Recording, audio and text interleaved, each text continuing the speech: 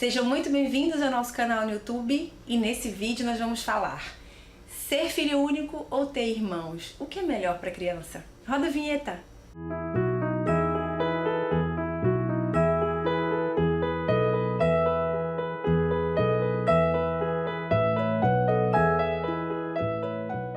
Dani e Rita, vamos lá, vamos falar agora sobre essa condição, assim, né? Acho que você deve receber muitas crianças na clínica que são filhos únicos, muitas crianças que têm irmãos mais velhos, ou que a mamãe tá grávida. Sim. E ele foi promovido a irmão mais velho. Ai, que promoção! Tem umas camisas assim, né? Promovido a irmão mais velho.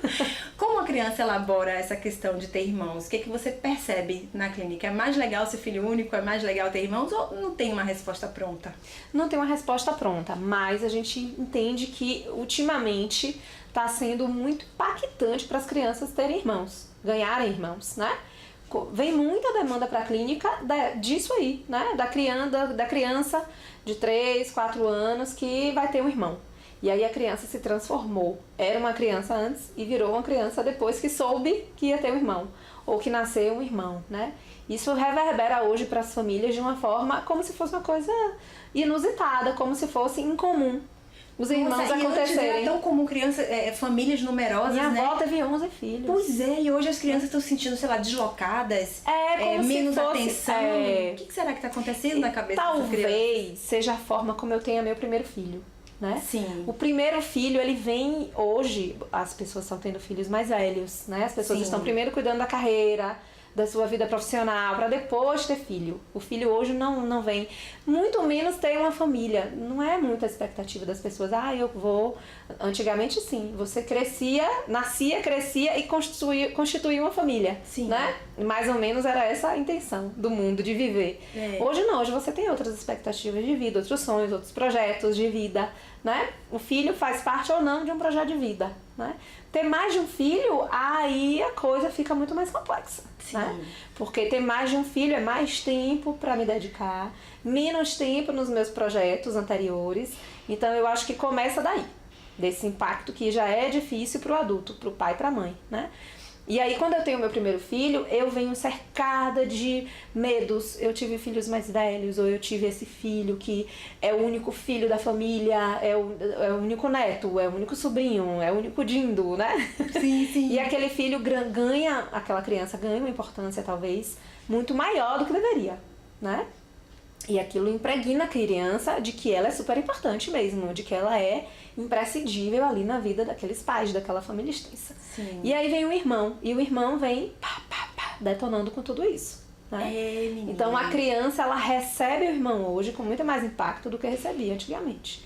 Que era um atrás do outro. Que era uma coisa já que você já sabia que ia ter irmãos. Sim. Né?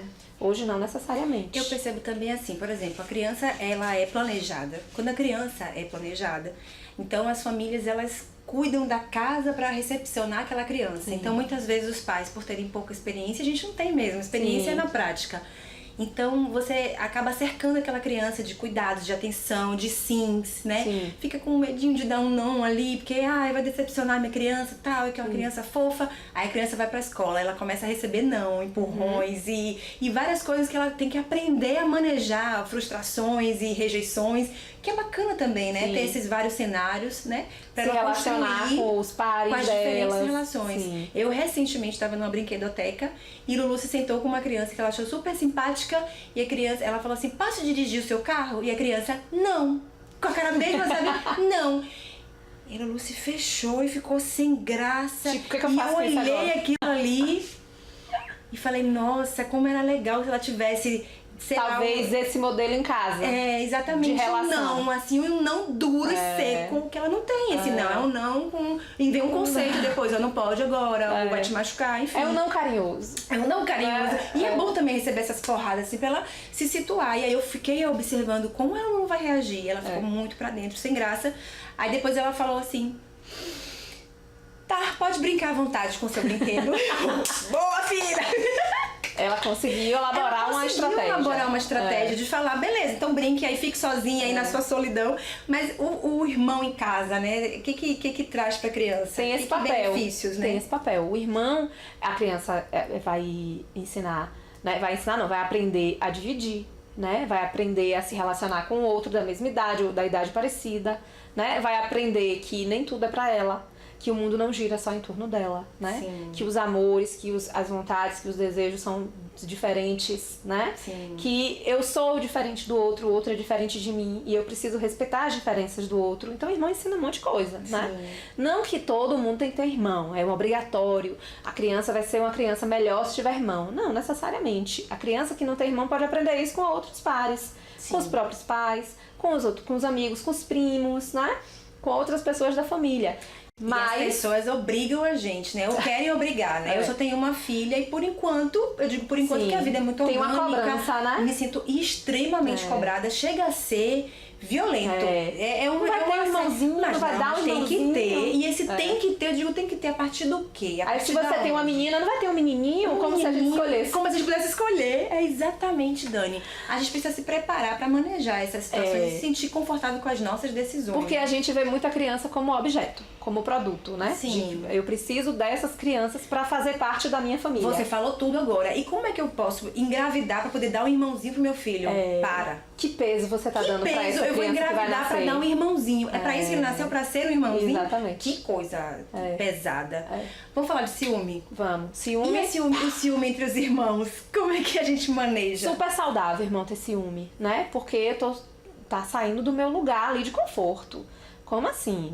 Meu pai e minha mãe tinham olho só pra mim, aparecer outro ser humaninho ali. Pra eu dividir Pra isso. invadir a minha área, né? Então é super normal, o ciúme existe, faz parte, né? A gente precisa saber lidar com esse ciúme da criança, né? Precisa fazer com que eles aprendam a lidar com esse ciúme também, né?